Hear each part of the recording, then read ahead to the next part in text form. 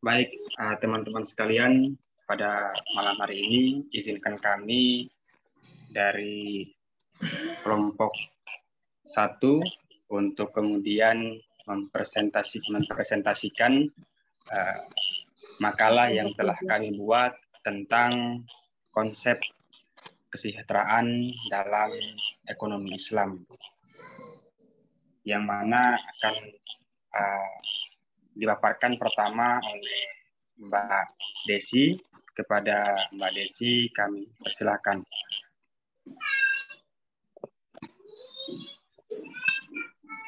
Oke, terima kasih untuk itu. Di sini Assalamualaikum warahmatullahi wabarakatuh. Assalamualaikum. Yang pertama di sini materi kita tentang konsep kesejahteraan dalam ekonomi Islam. Di sini ada latar belakang pertama, yaitu adalah kesejahteraan. Apa sih kesejahteraan?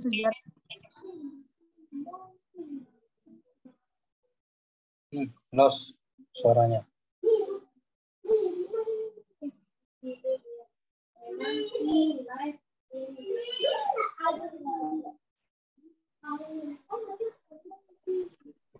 Mari sih. Silakan Mbak Husnul.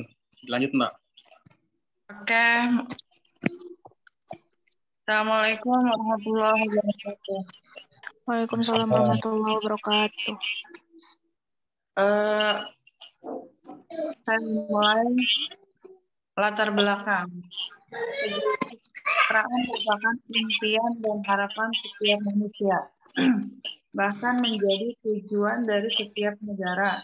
Sistem ekonomi yang kini sedang mendominasi dunia mulai banyak dipertanyakan.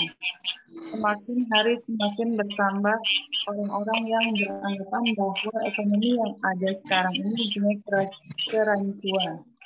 Sistem ekonomi konvensional yang kini mendominasi tersebut ternyata dianggap gagal oleh berbagai kalangan dengan melihat kondisi real perekonomian dan dampak-dampak yang diakibatkan dari berlakunya sistem tersebut. Kesejahteraan yang merupakan cita-cita dari ekonomi itu sendiri sulit ditemukan karena pemerataan dan keadilan sosial ekonomi yang merupakan sosioekonomi merupakan salah satu syaratnya merupakan angan-angan kosong dan utopis. Untuk mengukur kesejahteraan suatu negara, Badan PBB untuk membangun yaitu UNDP, United Nations Development Program. Setiap tahun rilis Human Development Report, HRD. Dalam HRD tersebut dirilis banyak sekali indeks. Salah satu yang paling mendapatkan perhatian adalah Human Development Index, HDI. HDI dalam bahasa Indonesia diterjemahkan menjadi Indeks Pembangunan Manusia, IPM. HRD tahun 2014 melaporkan bahwa Norwegia di posisi pertama. Posisi puncak ini sejak tahun 2010 ditempatkan oleh Norwegia, sedangkan di urutan 187 adalah Nigeria. 187 negara yang dilaporkan tersebut diklasifikasikan dalam 4 kategori, yaitu pembangunan manusia kategori sangat tinggi, sedang, dan rendah. Kategori-kategori tersebut didasarkan pada evaluasi atas 3 dimensi utama. Next, Mbak. Ketiga dimensi tersebut adalah hidup panjang yang sehat, akses terhadap ilmu pengetahuan, dan standar kehidupan yang layak. Negara dengan IPM tertinggi adalah Norwegia. Negara dengan IPM terendah adalah negara-negara Afrika, yaitu Nigeria. Indonesia termasuk ke dalam kategori sedang, berada pada peringkat 108. Bagaimana konsep Islam tentang kesejahteraan? Pada intinya mencakup 2 hal pokok, yaitu kesejahteraan yang bersifat jasmani, lahir, dan rohani batin. Kesejahteraan lahir dan batin ini harus terwujud dalam setiap pribadi atau individu yang bekerja untuk kesejahteraan kehidupan sendiri, sehingga akan terbentuk keluarga atau masyarakat dan negeri yang sejahtera. Untuk itulah, makalah ini akan membahas lebih jauh tentang konsep kesejahteraan dalam ekonomi Islam.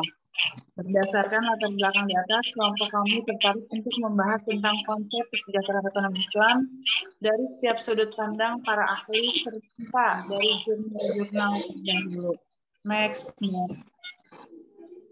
Ekonomi adalah perilaku manusia yang pengertian ekonomi Islam. Ekonomi adalah perilaku manusia yang berhubungan dengan bagaimana proses cara memperoleh dan mendaganggunakan produk, distribusi, dan konsumsi. Ekonomi berkaitan dengan perilaku manusia yang didasarkan pada landasan serta prinsip yang menjadi dasar acuan. Lahirnya ekonomi syariah ini bermula ketika Rasulullah SAW melakukan aktivitas perdagangannya, yaitu ketika berusia sekitar 16-17 tahun. Rasulullah SAW ketika itu melakukan perdagangan di sekitar Masjidil Haram dengan sistem murabahah, yaitu jual beli yang harga pokoknya diinformasikan dan marginnya dapat dinegosiasikan. Rasulullah SAW memulai aktivitas perdagangan karena pada saat itu perekonomian Abu Thalib mengalami kesulitan ketika Rasulullah SAW berusia 20 tahun. Rasulullah SAW memulai bisnis kongsi dagang bermusyarakah dengan Khadijah. Bisnis Rasulullah SAW berkembang dengan pesat, sampai Rasulullah dapat memberikan mahar pada Khadijah sebesar 100 ekor unta merah. Pada saat itu unta merah adalah kendaraan termahal. Akad-akad syariah seperti murabahah, mudarobah, musyarakah, salam istisna, dan ijarah telah ada dan biasa dilakukan oleh bangsa Arab ketika itu karena memang mereka melakukan perdagangan sebagaimana dijabarkan dalam Al-Quran dalam surat Quraisy.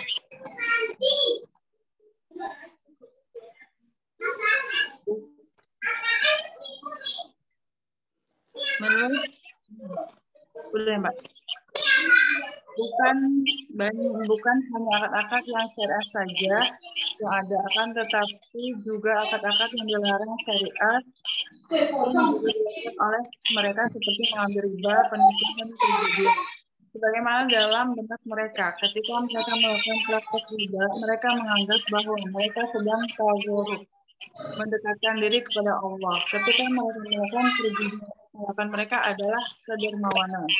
Pada saat itulah telah terjadi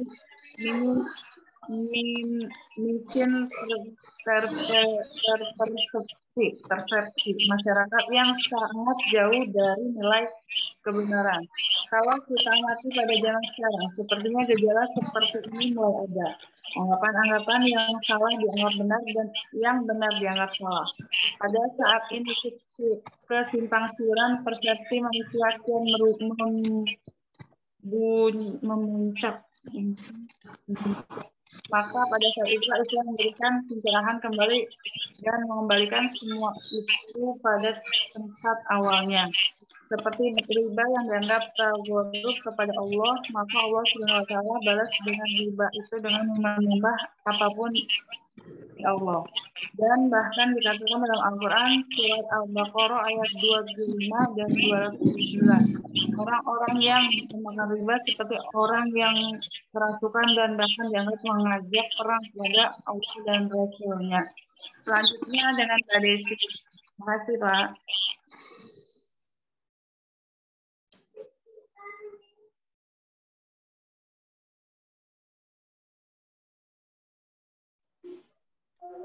Oke, saya lanjutkan. Di sini menurut M.A. Manan, ekonomi Islam atau ekonomi syariah adalah ilmu pengetahuan sosial yang mempelajari masalah-masalah ekonomi rakyat yang diilhami oleh nilai-nilai Islam, yang sedangkan ekonomi Islam menurut Profesor Dr. Zainuddin Ali adalah kumpulan norma hukum yang bersumber dari Al-Quran dan hadis yang mengatur perekonomian umat manusia. Kemudian menurut Dr. Mardani, ekonomi Islam atau sering dikenal dengan ekonomi syariah adalah suatu kegiatan atau usaha yang dilakukan oleh perorangan atau kelompok atau badan usaha yang berbadan hukum dan tidak berbadan hukum dalam rangka memenuhi kebutuhan yang bersifat komersial dan tidak komersial. Itu menurut prinsip syariah. Dari pengertian di atas dapat disimpulkan bahwa pengertian dari ekonomi syariah adalah suatu sistem ekonomi yang bersumber dari nilai-nilai Islam atau Al-Quran dan hadis yang dijadikan pedoman dalam memenuhi kebutuhan hidup setiap manusia demi menjaga kelangsungan hidupnya. Next, Mbak. Nah, di sini ada pengertian kesejahteraan. Kalau menurut Kamus Bahasa Indonesia, kesejahteraan itu berasal dari kata sejahtera yang berarti aman, sentosa, makmur, dan selamat. Dapat juga diartikan sebagai kata atau ungkapan yang merujuk kepada keadaan yang baik atau suatu kondisi di mana orang yang terlibat di dalamnya berada dalam keadaan sehat, damai, dan makmur. Dalam arti yang lebih luas, kesejahteraan adalah terbebasnya seseorang dari jeratan kemiskinan, kebodohan, dan rasa takut sehingga dia memperoleh kehidupan yang aman dan tentram secara lahiriah maupun batiniah. Next. Dalam Mu'jam Mustalahatu al-Ulum al-Ijtimah, definisi lain menjelaskan kesejahteraan adalah kondisi yang mengendaki terpenuhnya kebutuhan dasar bagi individu atau kelompok, baik berupa kebutuhan pangan, pendidikan, kesehatan, sedangkan lawan dari kesejahteraan adalah kesedihan atau bencana kehidupan. Sedangkan pengertian kesejahteraan sosial adalah sistem yang mengatur pelayanan sosial dan lembaga-lembaga untuk membantu individu-individu dan kelompok untuk mencapai tingkat kehidupan. Kesehatan yang layak dengan tujuan menegakkan hubungan kemasyarakatan yang setara antar individu sesuai dengan kemampuan pertumbuhan mereka, memperbaiki kehidupan manusia sesuai dengan kebutuhan masyarakat. Next.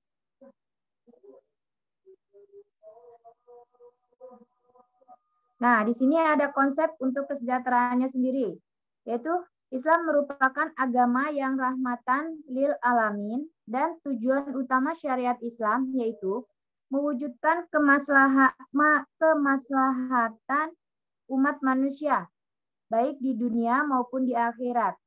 Al-Syatibi dalam Al-Muwafaq menegaskan yang artinya telah diketahui bahwa syariat Islam itu disyariatkan atau diundangkan untuk mewujudkan kemaslahan makhluk secara mutlak.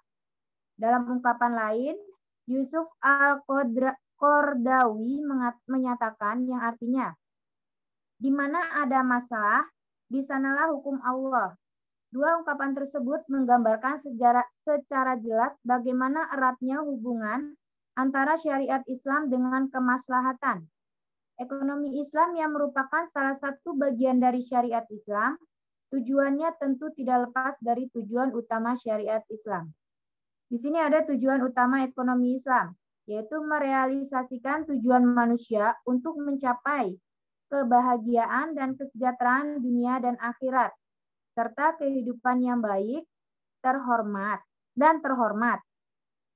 Ini merupakan definisi kesejahteraan dalam pandangan Islam yang tentu saja berbeda secara mendasar dengan pengertian kesejahteraan dalam ekonomi konvensional yang sekuler dan materialistik. Oke, boleh dilanjutkan?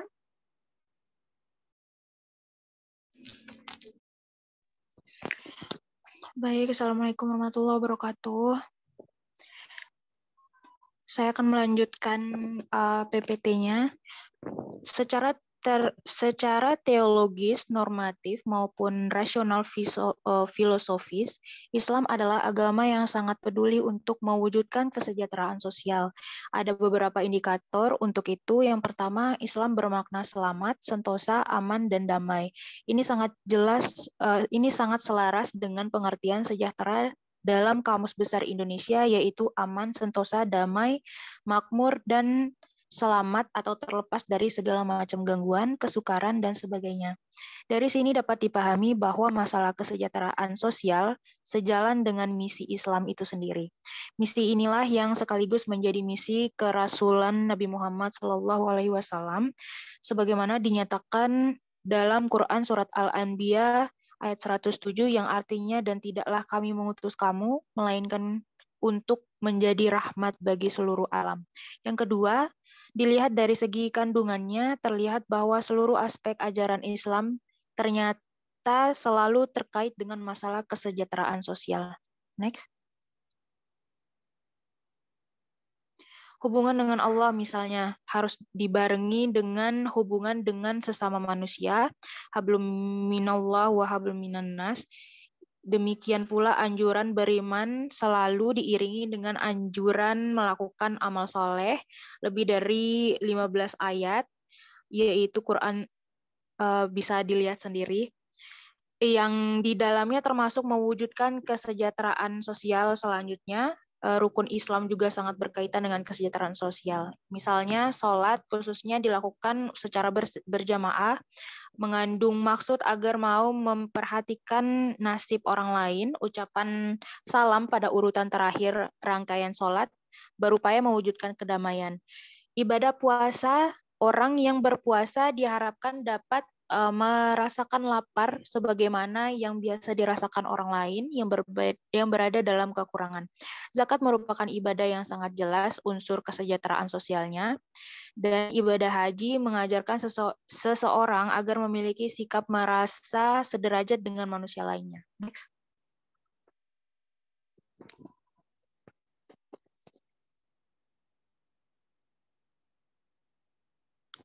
Next, Mas. Siapa yang share? Mbak Dewi.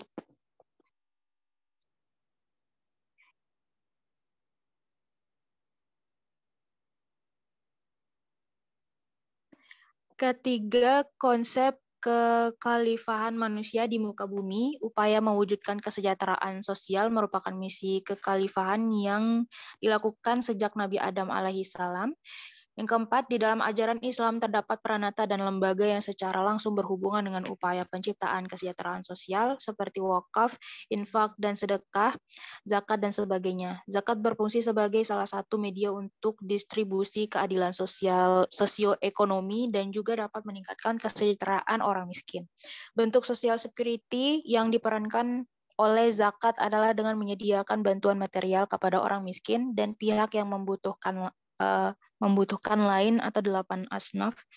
Bentuk lainnya adalah dengan menyediakan bantuan material kepada anak yatim piatu, janda, orang tua, dan lain-lain. Di samping itu, zakat juga berperan sebagai ekspresi persaudaraan, goodwill, kerjasama, dan sikap toleran dalam masyarakat.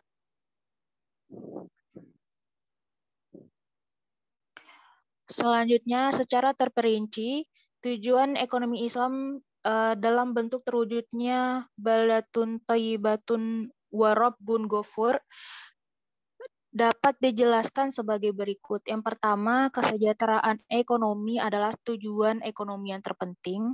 Kesejahteraan ini mencakup kesejahteraan individu, masyarakat, dan negara. Yang kedua, tercukupinya kebutuhan dasar manusia yang meliputi makan, minum, pakaian, tempat tinggal, kesehatan, pendidikan, keamanan, serta sistem negara yang menjamin terlaksananya kecukupan kebutuhan dasar secara adil. Yang ketiga, penggunaan sumber daya secara optimal, efisien, efektif, hemat, dan tidak mubazir. Keempat, distribusi harta, kekayaan, pendapatan, dan hasil pembangunan secara adil dan merata. Yang kelima, menjamin kebebasan individu. Kemudian yang keenam, kesamaan hak dan peluang. Yang ketujuh, kerjasama serta keadilan. Selanjutnya bisa dilanjutkan oleh rekan saya, Laila, silakan.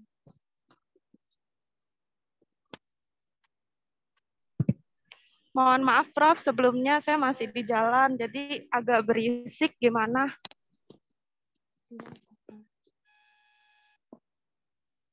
Nah, lanjut silakan. Oh ya, baik. Selanjutnya, secara terperinci, tujuan ekonomi Islam dalam bentuk terwujudnya baldatun, thayyibatun, wa rabbun ghafur dapat dijelaskan sebagai berikut. Pertama, kesejahteraan ekonomi adalah tujuan ekonomi yang terpenting. Kesejahteraan ini mencangkup kesejahteraan individu, masyarakat, dan negara. Kedua, tercukupinya kebutuhan dasar manusia meliputi makan, minum, pakaian, tempat tinggal, kesehatan, pendidikan, keamanan, serta sistem negara yang menjamin terlaksananya kecukupan kebutuhan dasar secara adil. Ketiga, penggunaan sumber daya secara optimal, efisien, efektif, hemat, dan tidak mubazir. Yang keempat, distribusi harta, kekayaan, pendapatan dari hasil pembangunan secara adil dan merata. Yang kelima, menjamin kebebasan individu. Keenam, keislaman, hak, dan peluang. Ketujuh, kerjasama dan keadilan. Next, Mbak.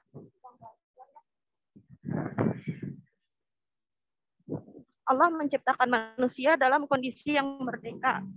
Manusia hanya tunduk kepada Allah sebagai Sang Pencipta. Bahkan Nabi Muhammad dalam ajarannya untuk mensejahterakan manusia dari cengkeraman permasalahan yang ada padanya. Allah Subhanahu wa taala berfirman dalam Quran surah Al-A'raf. Terjemahannya yaitu orang-orang yang mengikut Rasul nabi yang ummi yang namanya didapati tertulis di dalam Taurat dan Injil yang ada di sisi mereka, yang menyuruh mereka mengerjakan yang ma'ruf dan melarang mereka dari mengerjakan yang mungkar, dan menghalalkan bagi mereka segala yang baik dan mengharamkan bagi mereka segala yang buruk dan membuang dari mereka. Maka orang-orang yang beriman kepadanya, memuliakannya, menolongnya, dan mengikuti cahaya yang terang yang diturunkan kepada Al-Quran. Mereka itulah orang yang beruntung. Next, Mbak.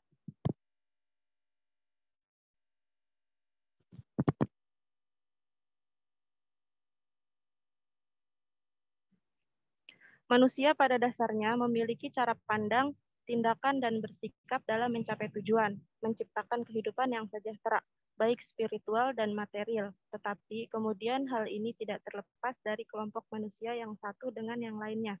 Kepentingan yang sifatnya pribadi harus rela dikorbankan demi kepentingan orang banyak.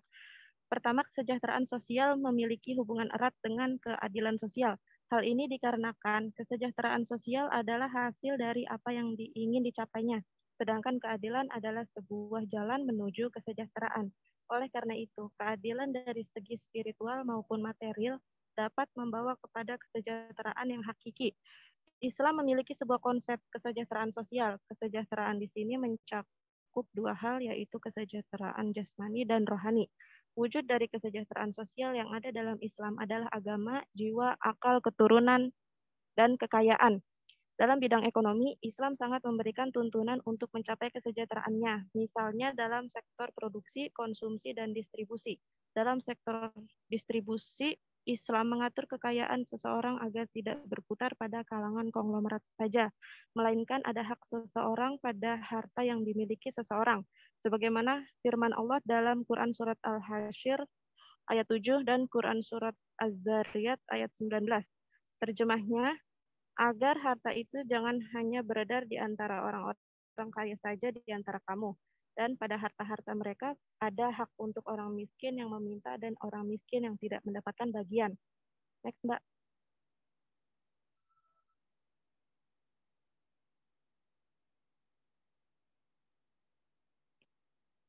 Bentar ya.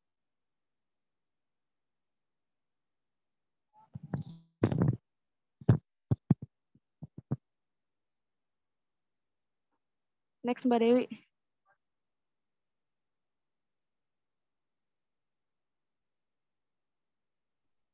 Udah, Mbak, udah. Next. Oh, belum ada di sini.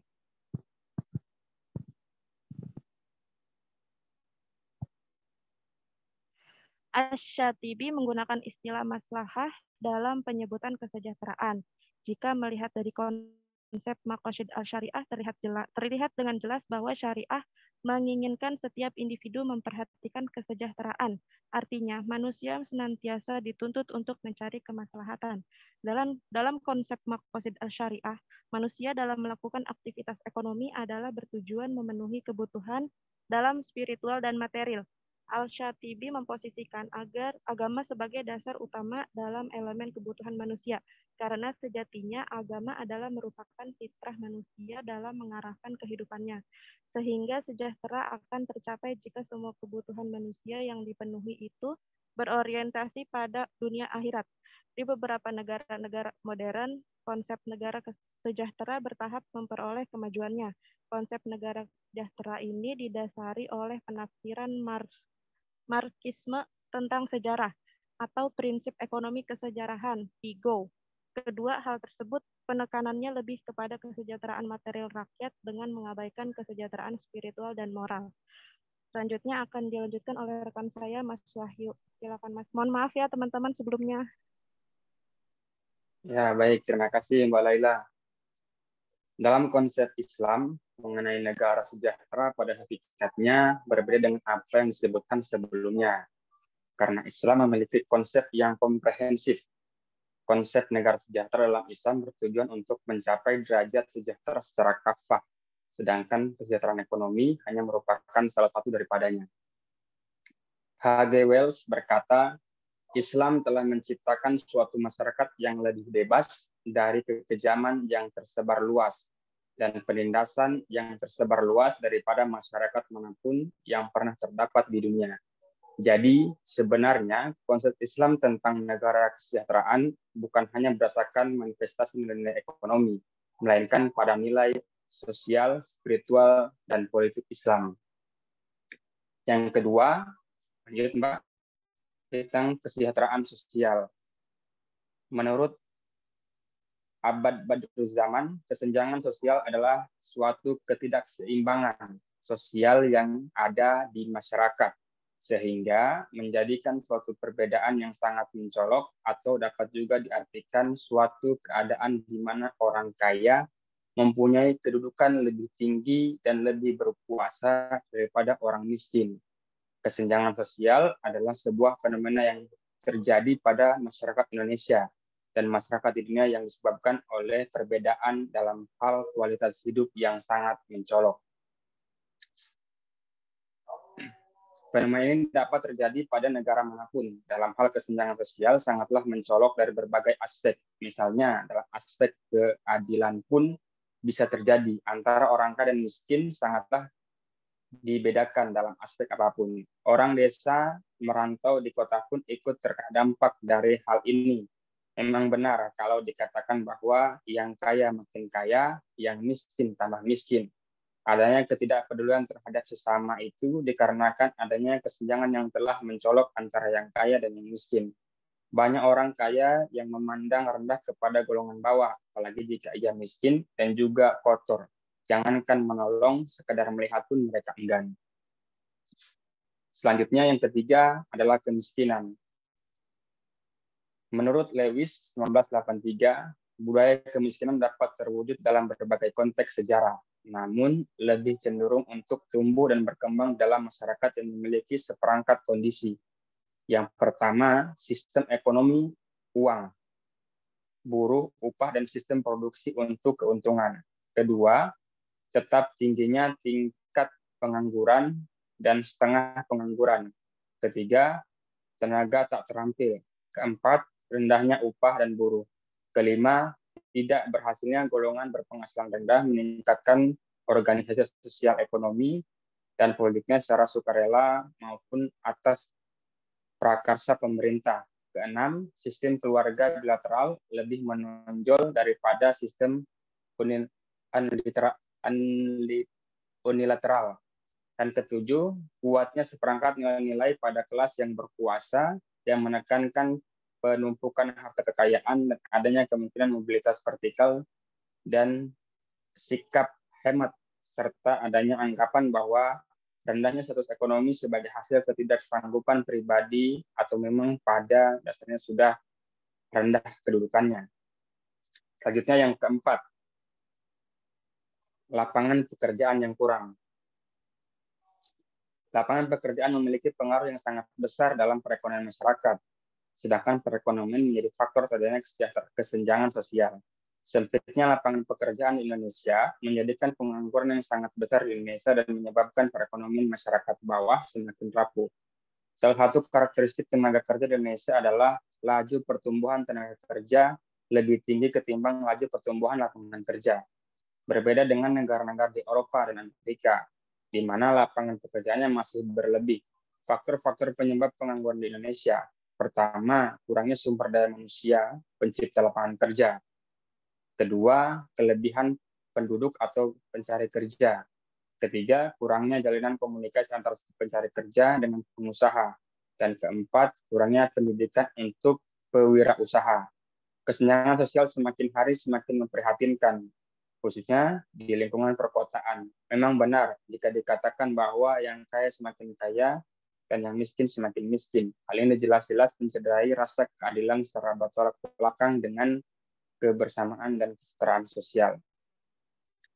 Next, tujuan konsep kesejahteraan dalam ekonomi Islam. Makna kesejahteraan dalam ekonomi syariah bertujuan mencapai kesejahteraan manusia secara menyeluruh, yaitu kesejahteraan material, kesejahteraan spiritual, dan moral. Konsep kesejahteraan ekonomi syariah bukan saja berdasarkan manifestasi nilai ekonomi, tetapi juga nilai spiritual dan moral. Konsepsi kesejahteraan dan kebahagiaan falah mengacu pada tujuan syariat Islam dengan terjaganya 5 prinsip dalam maqasid syariah, yakni terjaganya agama, adil, terjaganya jiwa, an-nafs, terjaganya akal, al-akal, terjaganya keturunan, an-nas, dan terjaganya harta, al-mal. Secara terperinci, tujuan ekonomi Islam dapat dijelaskan sebagai berikut. Yang pertama adalah kesejahteraan ekonomi mencakup kesejahteraan individu, masyarakat, serta negara. Yang kedua, tercukupnya kebutuhan dasar manusia, meliputi makan, minum, pakaian, tempat tinggal, kebutuhan dasar secara adil. Tempat tinggal, kesehatan, pendidikan, keamanan, dan sistem negara yang menjamin terlaksananya kehidupan dasar secara adil.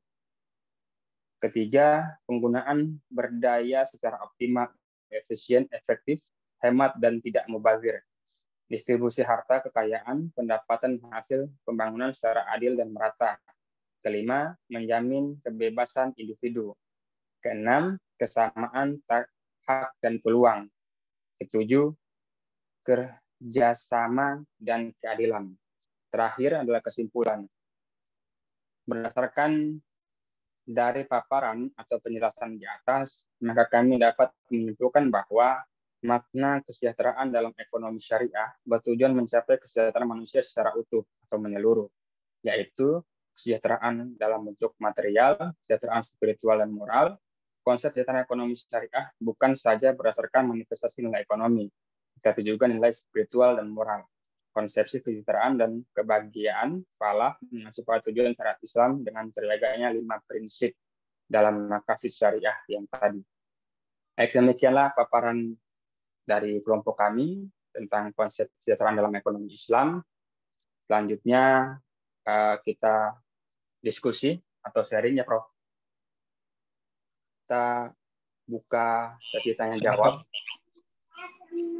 Ya, terima kasih pada kelompok 1. Ya, telah membahas tentang kesejahteraan dalam konsep ekonomi Islam.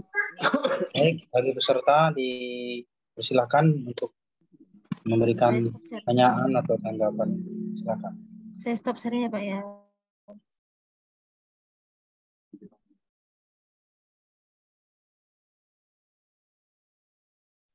Masa udah ada. Izin.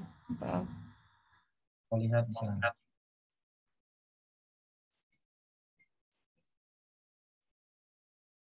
Halo. Sudah dibuka? Belum. Silakan Bu Ihat. Ya, dari pemaparannya cukup detail ya. Yang saya mau tanyain simpel sih menurut saya. Dalam ekonomi Islam, kesejahteraan sosial itu menjadi tanggung jawab siapa? dan apa peranan negara, dan kalau melihat di Indonesia apa saja yang sudah dilakukan negara Indonesia untuk kesejahteraan apa namanya warga negaranya. Terima kasih. Baik, terima kasih. Ini Prof. Kelompok 2.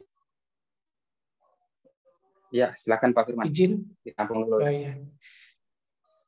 Saya tertarik tuh materinya komplit, lengkap, dan padat ya. Jadi apa yang disampaikannya banyak referensi, bagus materinya. Saya tertarik di halaman berapa tadi, halaman 2 terakhir itu tujuan konsep ya. Di situ kan ada 3 ya, ada kesejahteraan material, kesejahteraan spiritual, dan kesejahteraan moral gitu ya. Kalau bicara kesejahteraan material pasti ujungnya ke ekonomi ya, bagaimana hidup yang layak, berkecukupan, dan standar yang layak gitu ya. Nah, maksud saya ketika kita berkaca kepada baginda Rasulullah, kita tahu ya bahwa kalau masalah moral, masalah spiritual jangan ditanya lagi misalnya kan. Tapi kalau berkaca ke kehidupan ekonominya, baginda itu sangat sederhana ya, sangat sederhana. Bahkan sarapannya pun hanya dengan air putih dan 3 butir korma gitu ya. Dalam beberapa sejarah juga ceritakan bahwa baginda itu tidurnya pun di alasnya pelepah korma gitu ya, misalnya gitu ya. Kalau bicara kesejahteraan ekonomi misalnya, kalau melihat baginda Rasulullah. Terus kalau melihat anaknya juga misalnya kan Siti Fatimah dengan Sayyidina Ali gitu ya, itu sangat memproteksi diri terhadap kehidupan ekonominya gitu ya. Bahkan beliau itu berpandangan jika ada barang-barang yang di rumah masih tersisa, dia akan memberikan kepada orang lain gitu ya, karena dia akan takut dihisap. Beda dengan kita sekarang nih,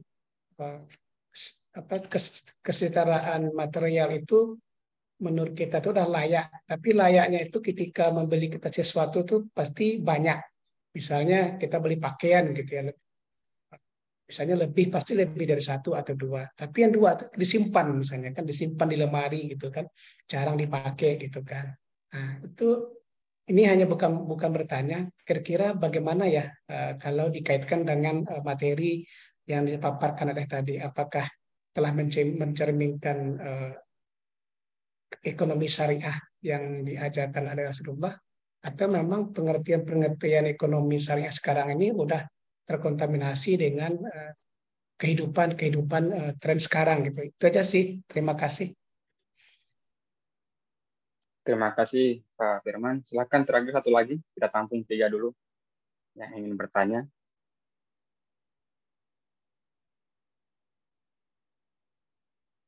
Mbak Nurfi belum bertanya?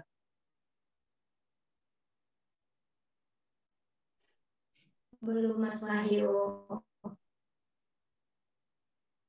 Tumben Mbak Nurfi ini lesu kayaknya.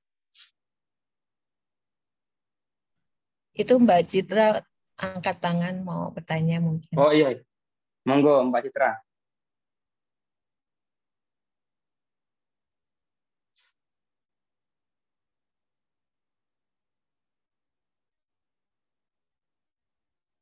Mbak Citra masih di mute, jadi nggak kedengeran pertanyaannya apa.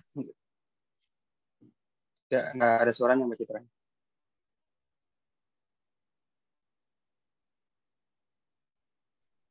Iya, karena masih di mute Mbak Citra.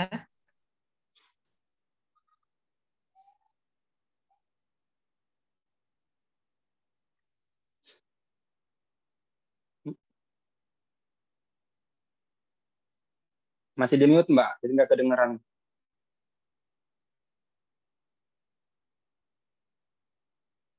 Nah, sudah, silakan.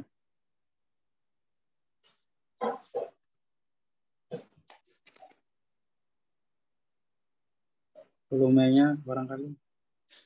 Iya, Tidak Mbak. terdengar Mbak Citra, mungkin didekatkan ke ininya, ke handphone atau ke laptopnya. Atau memang voice-nya lagi Gangguan jaringan mungkin ya. Ya, sambil menunggu yang lain mungkin teman-teman ada yang mau jawab tadi dari pertanyaan Mbak Ihat ataupun yang disampaikan tadi Pak Firman. Silakan teman-teman. Ada Mbak Desi, ada Mbak Boleh saya Anis. menjawab sedikit? Mohon maaf kalau salah ya Ya. Bu Ihat ya. Di sini tadi Bu Ihat bertanya, dalam ekonomi Islam, kesejahteraan Islam itu tanggung jawab siapa? Dan apa yang dilakukan warga negara Indonesia tentang kesejahteraan Islam? Yaitu kalau menurut kami sih di makalah ini adalah kesejahteraan Islam itu tanggung jawab bagi seluruh warga masyarakat Indonesia. Karena kesejahteraan sosial itu adalah upaya yang sangat terarah, terpadu, dan berkelanjutan yang dilakukan oleh pemerintah. Jadi masyarakat itu dalam bentuk pelayanan sosialnya untuk memenuhi kebutuhan dasar setiap warga negara yang biasanya itu ada rehabilitasi sosial, jaminan sosial, ada perdayaan sosial, dan perlindungan sosial. Kemudian pemerintah Republik Indonesia itu biasanya melakukan untuk kebutuhan material, spiritual, dan sosial warga negaranya agar orang Indonesia itu bisa hidup layak dan mampu mengembangkan diri sehingga dapat melaksanakan fungsi sosialnya. Misalnya contohnya itu kayak ada bansos, bisa bantu seperti itu, ada bansos, kemudian sekarang ada apalagi ya itu ya, bantuan-bantuan dari Pak Presiden. Nah, seperti itu. Mungkin itu Bu Ihat sedikit dari saya. Ada teman yang saya ingin menambah? Ya, baik. Terima kasih Mbak Desi. Sedikit saya tambahkan terkait pertanyaan Bu Ihat tadi, bahwasannya kesejahteraan sosial ini tanggung jawab siapa? Nah, saya sepakat tadi apa yang disampaikan oleh Mbak Desi bahwasannya kesejahteraan sosial itu adalah tanggung jawab bersama dari seluruh masyarakat Indonesia. Nah, kalau kemudian kita hanya bebankan kepada pemerintah terkait kesejahteraan sosial itu kayaknya sulit. Makanya kesejahteraan adalah tanggung jawab kita bersama. Kenapa? Jelas dalam Al-Quran bahwasannya di dalam harta yang kita miliki itu sebagiannya adalah ada hak orang lain. Nah, itu yang kemudian bisa membantu untuk meningkatkan dalam kesejahteraan masyarakat yang ada. Nah, kemudian apa sih perannya pemerintah dalam meningkatkan kesejahteraan sosial, khususnya yang ada di Indonesia? Nah, saya kira banyak kemudian peran-peran yang telah pemerintah lakukan untuk meningkatkan kesejahteraan sosial. Dan antaranya adalah dengan melakukan peningkatan kualitas pendidikan. Kenapa kemudian dengan kualitas pendidikan itu dapat meningkatkan kesejahteraan? Ya karena dengan pendidikan yang berkualitas dapat menghasilkan calon tenaga kerja yang terampil nantinya. Nah, ketika kita terampil, maka mampu untuk bersaing dengan yang lainnya.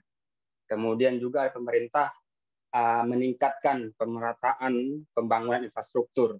Ini adalah upaya juga pemerintah dalam hal peningkatan kesejahteraan sosial. Nah, kita lihat kemudian kemarin pada periode pertama, Pak Presiden telah membangun infrastruktur berupa pembukaan jalan yang panjang khususnya daerah terpencil di Papua sana. Nah, itu adalah dalam upaya peningkatan kesejahteraan. Karena kalau kemudian tidak dibangun fasilitas pendidikan, fasilitas kesehatan itu jauh dari masyarakat.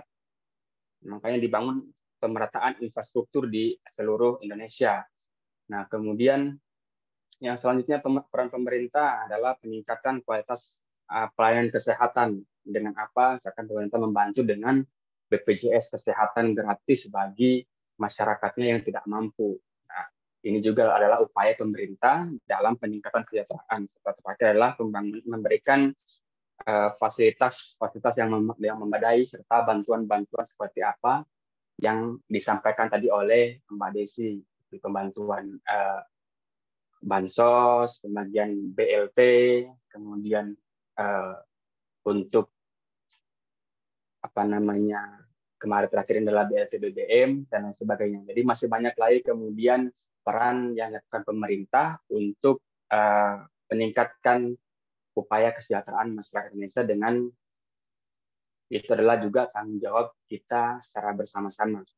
Saya kira itu, Mbak Ihat, mungkin ada yang masih mengganjal atau kurang puas bisa ditanyakan kembali. Itu juga ada teman-teman yang ingin menambahkan, dipersilahkan. Assalamualaikum warahmatullahi wabarakatuh. Iya. Mohon maaf teman-teman, atau mohon izin Bapak Ibu sekalian, mungkin sedikit sharing, menambahkan atau sedikit ingin mengasih masukan mengenai pertanyaan Ibu Iha tadi tentang dalam ekonomi Islam kesejahteraan itu tanggung jawab siapa, peranan negara dalam kesejahteraannya. Mungkin kalau dari sisi peranan negara itu tadi sudah banyak penjelasan dari Mas Wahyu ya. Tapi kalau untuk dari kesejahteraan ekonomi Islam itu sesama kita itu tanggung jawab siapa? Seperti tadi ada sedikit pemaparan dari pemakaran ini mengenai hablum minallah, dan hanya hubungan kita terhadap Allah itu jelas terdapat mungkin dari sisi sholat, dari sisi ibadah kita yang lain, mungkin zakat, sedekah, infak, segala macam gitu kan. Sedangkan hablum minannas berarti hubungan kita sesama antar manusia. Di mana kan pada hakikatnya manusia itu kitanya adalah kan makhluk yang lemah ya. Maka nggak pantas kalau kita itu orang lain yang mungkin ekonominya itu di bawah dari kita, atau ya di bawah dari kita, mungkin seperti itu ya. Nah, maka kita sesama umat Islam itu yang mungkin kita mempunyai sesuatu hal yang lebih. Penjelasan Al-Quran ada, Nurfi sempat melihat ada surat Al-Ma'idah ayat 2 yang mengatakan, mungkin bunyinya seperti ini, lebih dan kurang mohon maaf. Bismillahirrahmanirrahim. Wala ismi wal mudwan wattaqullaha innallaha sadidul iqab, yang artinya saling tolong menolonglah kamu dalam menolong pada perbuatan yang dosa dan permusuhan. Bertakwalah kepada Allah, sebenarnya siksa Allah itu sangat pedih. Artinya apa? Mungkin ya dari pemaparan dari ayat ini mengatakan kita saling tolong menolong, di mana ketika kita melihat ada saudara kita, tetangga kita, atau sesama umat muslim lainnya gitu kan, yang ekonominya itu mungkin di bawah dari ini kita, ya kita berwajib untuk tolong menolong. Dari mana? Dari infak, sedekah, zakat. Dari situlah kita bisa menolong mereka sehingga tingkat ekonomi mereka itu jadi sedikit naik gitu lah ya. Jadi mungkin di situlah kesejahteraan mereka itu bisa terdorong dari bantuan-bantuan yang kita bisa berikan. Selain daripada itu, kesejahteraan ekonomi sesama kita yang umat muslim ini tadi bisa kita naikkan atau kita bantu dari apa yang kita miliki. Mungkin seperti itu sedikit penjelasan dari Nurfi mengenai tentang tolong menolong untuk menaikkan kesejahteraan ekonomi sesama kita umat muslim. Mungkin itu teman-teman. Assalamualaikum warahmatullahi wabarakatuh. Waalaikumsalam. Terima kasih banyak Mbak Nurfi. Yes. Gimana Mbak Ihat?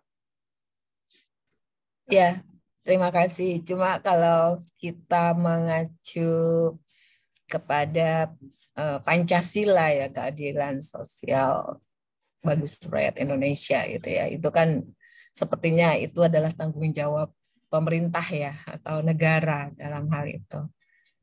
Terima kasih Mas Aji, Mbak Nurfi atas masukannya. Ya, mungkin sedikit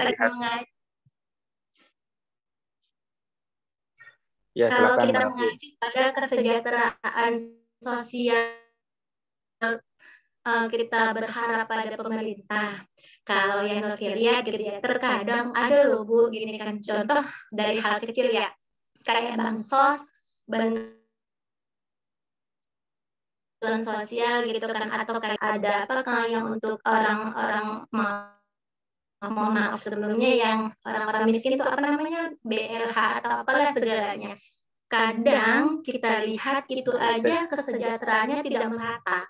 Banyak kita lihat ya, misalnya gini, mohon maaf sebelumnya kayak Nurfi gitu kan ya, melihat di RT-nya kita gitu kan. Nah, si RT ini kan punya sanak saudara nih. Nah, kadang sanak saudaranya itu kehidupannya itu bisa dikatakan masih dikatakan menengah lah, masih mampu lah. Sementara ada masyarakat dia itu yang sama sekali itu di bawah, bahkan itu kesejahteraannya tidak merata. Saudaranya bisa dapat, sedangkan yang masyarakat yang ini nggak dapat. Padahal dia orang yang benar-benar dikatakan miskin. Nah, artinya apa?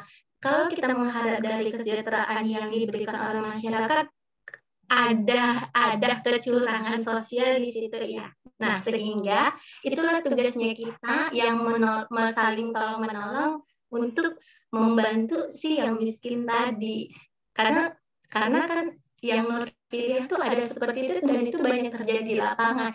Contoh keadilan sosial itu kan bisa dilakukan pemerintah itu lewat pendidikan, lapangan pekerjaan, lewat kesejahteraan sosial melalui kesehatan, tetapi itu banyak loh Bu, karena gini, ada kita lihat contoh kayak sekolah gitu kan untuk apa namanya, kalau di sini namanya KJP ya, yang Lutfi tahu program KJP itu aja itu juga tidak merata, dan anak yang orang tuanya mampu dia dapat KJP, sedangkan anak yang orang tuanya tidak mampu, bahkan mohon maaf, ayahnya sudah tidak ada meninggal, ibunya hanya sekedar pedagang-pedagang biasa, tapi dia tidak dapat gitu kan. Sama dengan yang namanya kesehatan. Kesehatan itu kan ada namanya KIS ya, Kartu Indonesia Sehat ya. Ada juga program apa sih, ASKES atau apa gitu ya, yang untuk masyarakat.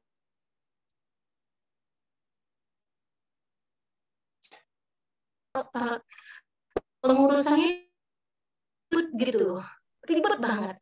Ribet kali, jadi untuk mendapatkan kesejahteraan dari masyarakat, dari pemerintah itu masih banyak minimnya. Nah, caranya salah satu untuk tanggung jawab kita sebagai sesama muslim gitu ya, kayak tadi ada hablum minallah dan hablum minannas, itu ketika kita melihat ada saudara-saudara kita walaupun itu tidak sanak famili, tidak dari hukum apa, tidak ada aliran darah atau segala macam gitu kan, tapi kan hablum minannas tadi itu ada. Nah, di situ mungkin gitu kan, ya apa yang kita punya sedikit mungkin infak atau sedekah atau kita zakatkan, karena kalau kita bahas juga yang Nurfi dengar dari Ustaz, dari ngaji gitu kan ya, segala sesuatu yang kita dapatkan, baik tadi kata Mas Wahyu kan, rezekimu adalah rezeki orang lain. Sebagian dari apa yang kita miliki sebenarnya mutlak itu bukan milik kita, tapi milik mereka yang membutuhkan, yang terkadang kita tidak sadar itu, yang kita anggap kan ini kan gajiku, uangku, pendapatanku gitu kan, sehingga kita mengkonsumsi itu sendiri, padahal sebenarnya itu kan adalah milik mereka, walaupun sekian persennya. Berarti juga kurang mengerti ya berapa sekian persennya, misalnya zakat harta, zakat penghasilan gram gitu kan, kita tabungi, kita simpen gitu kan, ya kita pakai, padahal tanpa kita sadari itu sebenarnya ada hisapnya nantinya gitu. Baik dengan misalnya kita punya kendaraan mobil kita ada berapa nih, 2, 3, 4 atau minimal 1 aja gitu kan. Sebenarnya itu kan zakat, itu kan harta ya. Setidak kalau yang Novi tahu tuh itu juga ada pembagian tapi nggak tahu ya berapa pembagiannya gitu kan. Nah, mungkin seperti itu gitu Bu. Terima kasih teman-teman. Assalamualaikum warahmatullahi wabarakatuh. Baik, menarik ya Mbak Nurfi. Yang disampaikan oleh Mbak Nurfi. Ya, selanjutnya kita coba jawab pertanyaan dari kelompok lain. Silakan teman-teman yang mau menjawab. Mbak Husnul atau Mbak Anis dan Mbak Laila.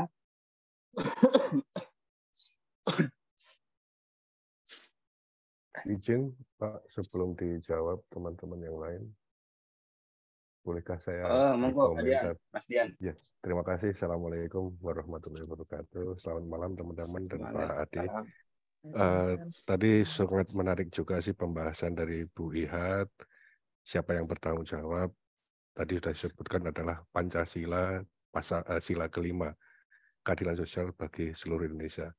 Itu kalau dikelola secara benar, mungkin menurut saya seperti itu. Terus yang kedua tadi sudah disebutkan jenis-jenis apa saja sih sumber-sumber dalam rangka apa yang untuk kaitannya dengan kesejahteraan tadi sama Mas Wahyu, sama Mbak Nurfi. Mungkin saya ingin membahas kendaraannya. Jadi dalam rangka distribusi dari orang yang berlebih ke orang yang kekurangan atau pihak yang berlebih, pihak yang kekurangan. Saya kemarin sempat berdiskusi dengan salah satu lembaga semacam basis itu badan amal zakat, amal dan sedekah dan sebagainya. Saya melihatnya bukan tadi saya belum menganalisa, saya melihatnya beliaunya adalah orang yang berkecimpung di dunia sosial, tetapi saat dalam rangka diskusi datang dengan kendaraan mewah, terus dengan atribut mewah dan sebagainya. Saya terkesannya apakah mereka, beliau-beliau ini atau lembaga-lembaga sosial ini yang dengan kedok kesejahteraan atau menjual kesengsaraan seseorang itu untuk kepentingan atau hak untuk istilahnya mendapat bagian dari apa yang diserahkan oleh donatur. Karena menurut saya di dalam aturan agama pun amil atau apa itu memang berhak atas sekian persen atas apa yang disodokkan atau yang disakatkan. Ya ini lembaga itu nasional dan sudah istilahnya udah, kalau saya sebut nama lembaganya mungkin kurang etis Pak. Jadi sudah nasional, mungkin sudah sampai ke luar negeri, sehingga para donaturnya itu kemarin diceritakan sampai ratusan miliar dan sebagainya. Saya membayangkan sekian persen kalau di dalam zakat fitrah itu kan ada sekian persen adalah bagian dari amil. Saya membandingkan sekian ratus miliar itu adalah bagian dari beliau-beliau itu.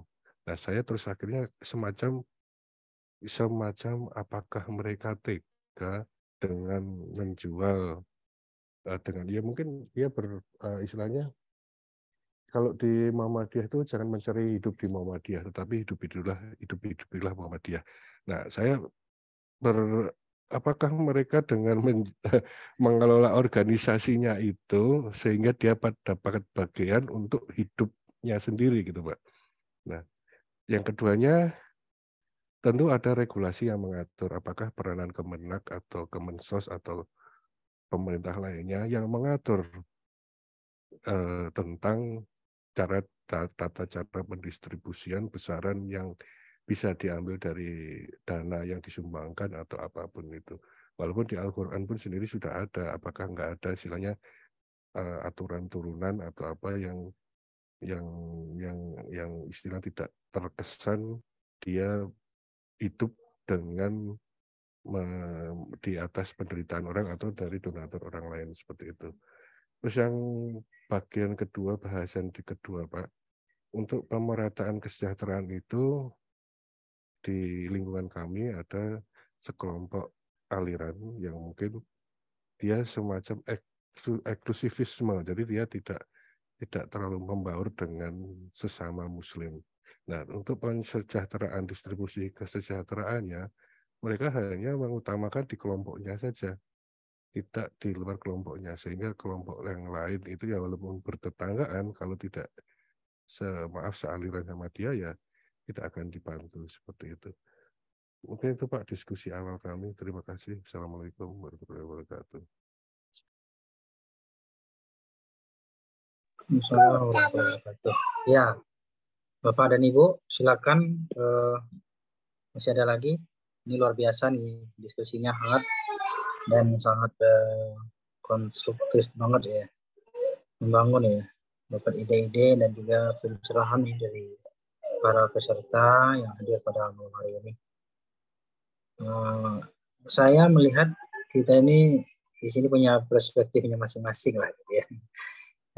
Meskipun ada perbedaan dan berbagai macam respon dan tanggapan, itu nggak ada masalah. Justru di situ kita saling membangun ya, membangun satu yang sama yang lainnya gitu, agar saling memberikan kontribusi. Dan yang menarik tadi kan ada masalah kewajiban gitu, kewajiban siapa? Gitu. Nah di sini kan udah dikemukakan, baik itu Bu Solihat yang punya perspektif yang luar biasa juga untuk saya, dan juga jabaran dari Mas Dipang ini luar biasa. Mbak Nurfi juga tadi mantap. Pak Firmansyah juga, Mas Wahyu juga, dan lain-lain. Jadi kalau saya melihat kewajiban siapa ya, kalau dilihat dari sejarah dari zaman Nabi itu ya, umat Islam itu memiliki kewajiban semua ya. Jadi saya sebenarnya di materi saya ada tentang kesejahteraan itu, yang prinsip Nabi itu gimana. Itu dibangun dimulai dari zakat itu tadi, Baitul Mal gitu ya, Pak Firmansyah. Gitu ya. Dari Nabi itu membangun Baitul Mal, dari situlah konsep kesejahteraan itu. Adanya nanti zakat ya kan, kalau orang Kristen misalnya ada nanti pajak, jizyah namanya kan gitu ya. Dan nanti ada juga dari golongan-golongan yang lain gitu. Cuman ini sangat kompleks banget nih, apalagi tadi Pak Dipang membahas tentang masalah ada berbagai macam aliran-aliran yang eksklusif gitu ya. Ini sebenarnya saya tahu benar itu, dan termasuk organisasi yang tadi juga masalah atas nama kesejahteraan masyarakat tertentu gitu ya, dalam tanda petik gitu ya. Tapi dia meraup keuntungan-keuntungan dengan alasan sebagai amil dan segala macamnya gitu ya. Nah ini yang saya katakan tadi sangat kompleks. Jadi setiap kita di sini memiliki perspektif ya, termasuk juga tadi Bu Solihat gitu ya. Ya kewajiban pemerintah sesuai undang-undang, benar. Itu amanat undang-undang yang memang harus ditunaikan gitu ya, bagi segenap pemerintah juga yang memiliki wewenang gitu ya. Dan ada lagi tadi Mbak Nurfi dengan adanya berbagai macam program-program pemerintah kan gitu ya. Dan saya rasa gini deh, simpelnya aja, di Muhammadiyah itu sudah ada program itu semuanya. Dan bahkan ada tulisan itu saya baca baru-baru ini setelah muktamar itu, Muhammadiyah ini ibaratkan negara dalam negara katanya gitu ya. Ekstrimnya begitu ya. Kenapa? Karena gini, di dalam sisi lain itu Muhammadiyah itu sangat berperan penting, karena semua apa yang dikerjakan negara itu dia lakukan kayak gitu ya. Dia mengambil peran penting di dalam mensejahterakan umat itu. Salah satunya dalam bidang pendidikan misalnya kan gitu ya. Membuka peluang pekerjaan, bidang kesehatan, itu tidak bisa dipungkiri gitu. Dan dalam tanda petik juga bahwa yang dimaksud negara dan negara itu adalah bahwa peran Muhammadiyah itu sudah bisa dikatakan setara dan bahkan mungkin melebihi daripada negara kan gitu ya. Coba deh kita hitung teman-teman ya, bagaimana banyaknya perguruan tinggi Muhammadiyah itu bahkan melebihi dari perguruan tinggi pemerintah negeri atau pemerintah gitu. Nah ini tidak bisa dipungkiri Bapak Ibu. Jadi oleh karena itu kesimpulannya kalau menurut hemat saya, melihat dari perspektif Bapak Ibu yang diskusi tadi, bahwa peran ini sangat tidak tertutup kemungkinan siapa saja bisa berperan gitu ya. Bahkan baik itu secara individu, golongan, kelompok ataupun organisasi-organisasi. Tapi itu tadi, jangan sampai ada oknum-oknum yang berperan di situ ya, menjual kesengsaraan rakyat katanya untuk gempa Cianjur tapi malah untuk organisasinya gitu ya. Justru gini loh teman-teman, saya ada kasus kemarin itu, ada suatu lembaga mengataskan namakan Islam itu, salah satunya adalah tentang pengumpulan dana zakat atau dana hibah lah gitu ya.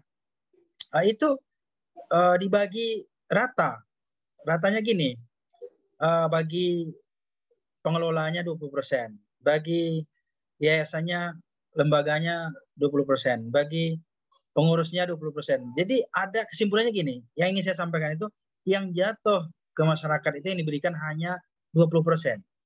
Jadi dari 10% itu dibagi 5 gitu. Nah ini kan zalim namanya gitu. Dan itu real. Teman saya pernah diskusi tentang itu gitu ya. Ditanyakan bagaimana posisinya ya. Ketika ada di dalamnya itu ada yang geli lah gitu ya. Melihat praktek-praktek seperti itu ya di lembaga tersebut, akhirnya dia keluar ya. Dan dia keluar dan dia mengatakan bahwa ini adalah praktek yang gharar tadi ya, yang tidak jelas ya, bagaimana prinsipnya, sumbernya juga, dan kenapa referensinya, maksud saya dari mana asalnya sehingga bisa dibagi-bagi seperti itu. Jadi yang jatuh ke masyarakat itu hanya 20% dari 100% itu, dengan dibagi-bagi pos-posnya tadi itu dengan secara komponen-komponen ya, menurut mereka itu sudah pas gitu ya.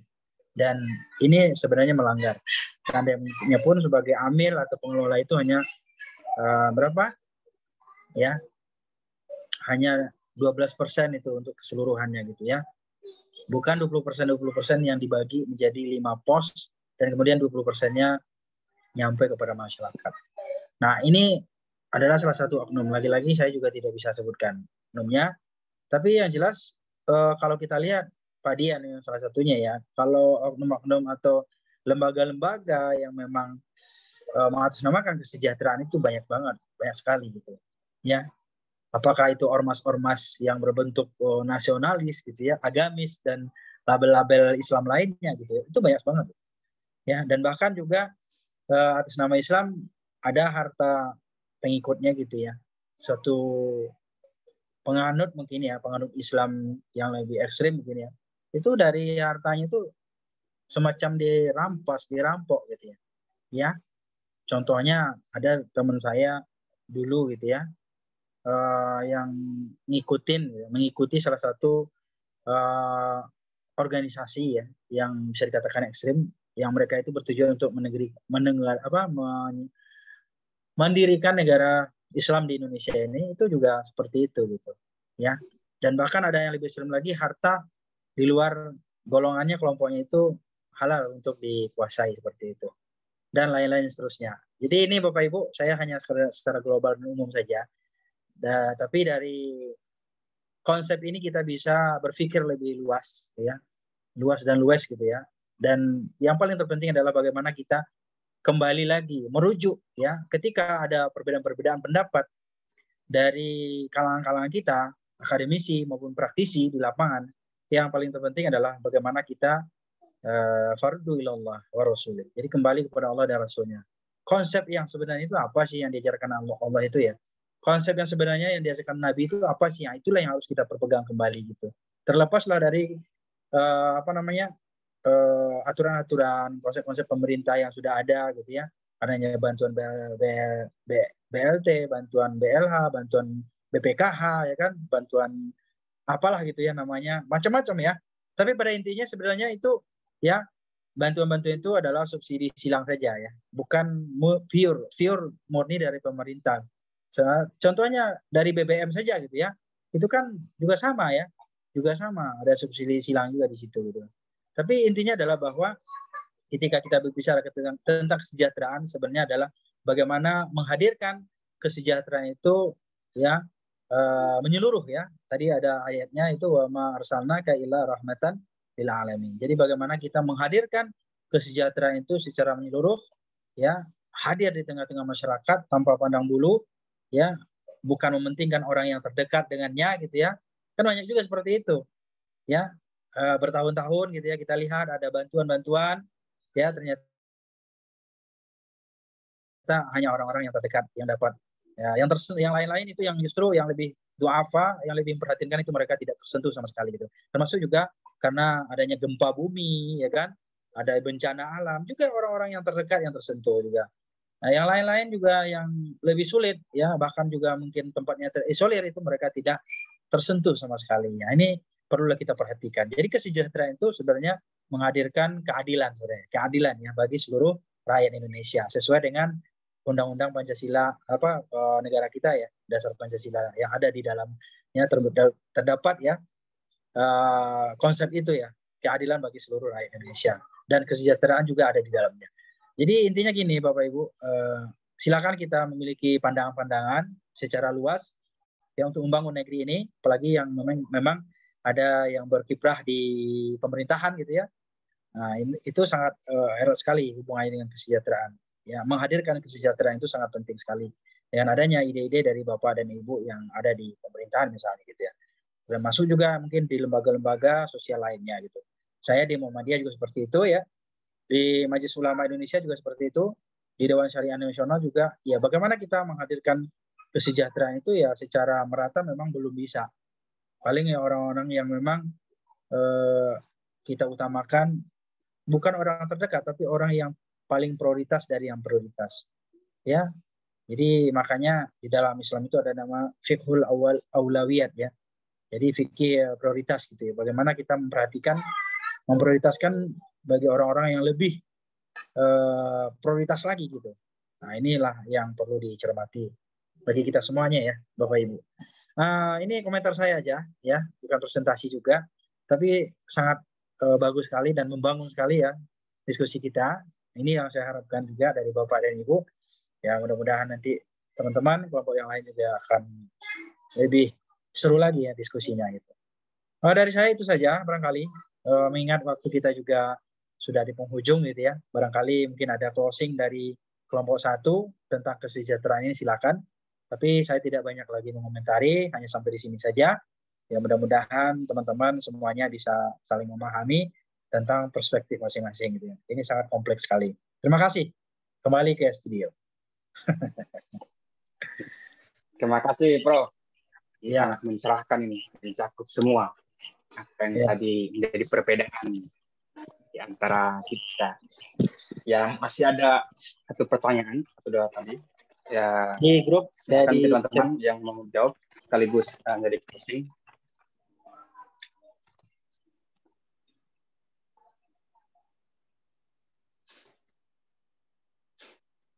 Ini Mbak Citra Bakti yang bertanya. Langsung aja. Siapa yang ini? Mbak Nurti udah siap kayaknya nih.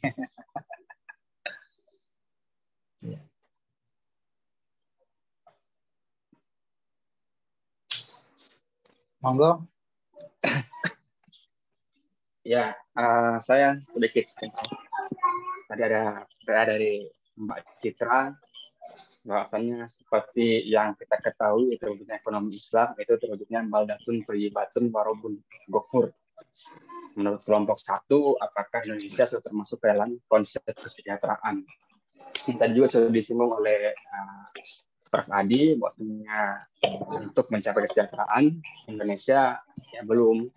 Kalau itu pun juga menurut kami, kalau dalam mencapai negeri yang damai, aman, sentosa, baldatun thayyibatun warabun ghafur itu Indonesia belum mencapai kepada saat itu. Tapi Indonesia kemudian melalui beberapa tokoh-tokoh yang ada di dalamnya sedang mengupayakan terbentuknya baldatun thayyibatun warabun ghafur. Nah, kemudian apa yang harus kita lakukan untuk bisa mencapai kesejahteraan atau yang sesuai juga dengan baldatun thayyibatun warabun ghafur? Ya, yang kita lakukan adalah kita mengikuti apa yang kemudian telah dilakukan oleh Rasulullah SAW pada zaman dahulu. Dalam konsep kesejahteraan Rasulullah itu, kalau beserta para sahabat-sahabatnya, harta yang mereka miliki itu kemudian habis untuk dalam hal kebaikan, baik itu dalam hal berupa sedekah, zakat, sodako, kemudian untuk membantu orang-orang di sekitar yang kemudian belum tersentuh dengan kesejahteraan. Nah, kita di Indonesia secara realitas justru yang kaya semakin kaya gitu. Justru banyak orang-orang kaya yang berlomba-lomba itu saling menimbun kekayaan. Kalau kita lihat seperti kalau mau pencalonan presiden itu kan kita lihat penghitungan harta kekayaan dari masing-masing calon. Nah, itu mereka banyak hartanya. Nah, itu tradisi kita di Indonesia itu masih menerapkan tradisi yang saling siapa yang paling kaya, nah, sehingga yang miskin ya semakin menjerit, sehingga kita juga perlu adanya kepedulian sosial antar sama umat Islam. Nah, kalau dalam Islam itu kita seperti tadi yang Pak Dian sampaikan, banyak kendaraan untuk menyalurkan harta. Ya, kalau di pemerintah ada Basnas, Badan Amil Zakat Nasional. Kalau di Muhammadiyah itu ada Lazismu, Lembaga Amil Zakat Sedekah Muhammadiyah. Nah, di lembaga ini yang kemudian membantu untuk penyaluran dalam hal peningkatan kesejahteraan. Karena di dalamnya itu banyak program-program. Ada program pembantuan bedah rumah, kemudian ada juga dalam misalkan hitanan massal dan lain-lain. Ini adalah dari apa yang kemudian kita berikan melalui kendaraan-kendaraan tersebut. Walaupun memang ada beberapa kendaraan-kendaraan yang coba nakal dengan apa yang telah kita berikan. Nah, kemudian tadi kalau tidak salah Pak Firman sampaikan, apakah perekonomian kita saat ini sudah sama dengan pada saat Rasulullah? Mudah-mudahan tidak salah, ya tentu sangat belum sama, masih sangat berbeda jauh, sehingga kita perlu untuk sama-sama bergotong royong yang kita ada di sini, kemudian juga untuk meningkatkan atau berupaya untuk terwujudnya tadi baldatun, thayyibatun, warabun ghafur, sehingga konsep kesejahteraan dalam Islam itu bisa merata secara keseluruhan, baik itu yang ada di kota maupun bagi mereka yang membutuhkan yang ada di pelosok-pelosok desa terpencil. Saya kira itu dari saya, Pak, Bu, Prof.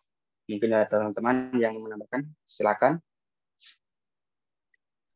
Oke, waktunya kita ini 5 menit lagi ya. Nah, boleh menambahkan, Prof. Pak Firmansyah, silakan. 5 menit lagi. Ini yang terkait pertanyaan Ibu Citra ya, sedikit aja sih. Sebenarnya secara regulator, secara konstitusi, menurut saya sih sudah ya. Malah di Undang-Undang Dasar 45 itu di pasal, kalau nggak salah pasal 33 itu, bumi, air, dan kekayaan alam itu kan digunakan sebesar-besarnya untuk hajat hidup orang banyak gitu kan. Cuma pada prakteknya berseberangan atau seringkali tidak sesuai apa yang ada di regulator. Terus yang kedua, secara konsep ekonomi Islam sebenarnya udah ada juga, misalnya adanya Basnas, lembaga amal zakat, terus lembaga-lembaga donatur-donatur. Nah, terus cuma pada pelaksananya, praktek di lapangannya seringkali tidak sesuai apa yang digariskan oleh organisasi. Seperti yang Prof. Adi bilang tadi, malahan sumbangan hanya dapat 1/5 aja yang dibagikan ke masyarakat banyak. Padahal kan secara aturan hukum murni gitu kan, atau hukum Islam itu kan zakat ketika diterima harus dibagikan ya dibagikan jangan 1/5-nya gitu kan. Tapi berkaca pada Pak Dian tadi itu kan malahan yang kayanya pengurusnya gitu kan, yang kaya gitu kan. Nah itu maksud saya pertanyaan Mbak Citra itu sebenarnya konsepnya, secara konsep, secara aturan, secara regulator, malah secara konstitusi udah ada. Malah di pasal di Undang-Undang Dasar 45 itu bumi gitu kan, tanah, air itu dan segala isinya itu untuk hajat hidup orang banyak. Cuma pada praktiknya gitu kan. Yang seperti yang dibilang Pak Wahyu tadi, yang kaya makin kaya. Misalnya ada rajang tambang di Kalimantan itu malah hampir berapa ratusan hektar satu orang yang punya gitu kan. Satu orang yang punya. Itu kenapa? Karena tidak sesuai yang atur main yang telah digariskan oleh pemerintah. Nah, itulah makanya kemarin program Jokowi itu bagi-bagi kapling tanah gitu kan. Jadi yang mana tambang-tambang yang tidak produktif akan dicabut izinnya dan tanah-tanahnya akan dibagikan kepada warga-warga supaya produktif. Kalau menurut saya sih, menurut pribadi saya ya, sudah berjalan sih, tapi secara aturan, secara administrasi, secara regulator, bahkan secara konstitusi. Cuma praktiknya ada yang tidak sejalan dengan itu. Itu aja sih, Prof. Terima kasih. Ya, oke. Terima kasih banyak. Alhamdulillah kita sudah sampai di penghujung diskusi ya tentang konsep kesejahteraan ini. Nah, ini jangan-jangan nanti kita ngomong kesejahteraan, dosennya belum sejahtera lagi. Tenaga pengajarnya belum sejahtera, ya kan? Sama juga kita ngomong kesejahteraan di pemerintahan, para stafnya kesulitan gitu ya. Nah, tapi para pimpinan, para eselon-eselon yang di atas itu mereka yang bisa. Jadi gini teman-teman ya, pada prinsipnya kita belum bisa lah ya menerapkan prinsip kesejahteraan yang berbasis ala Rasulullah itu. Hanya masalah zakat tadi saja belum begitu ini ya.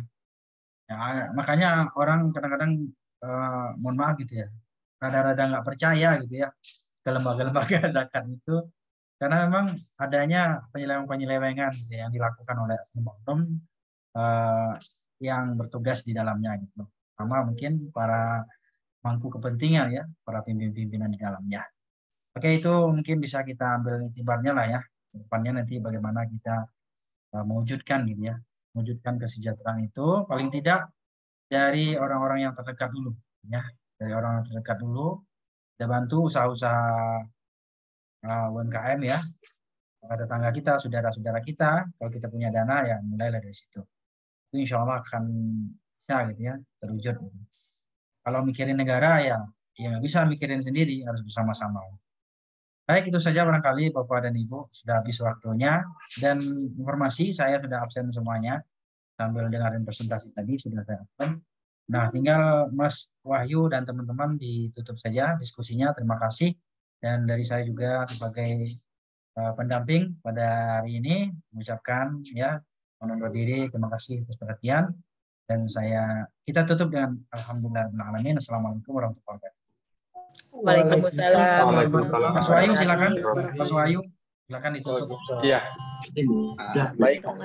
Terima kasih Pak Prof dan juga teman-teman semua yang sudah terlibat aktif dalam diskusi kita pada malam hari ini. Tentu ini sangat banyak menambah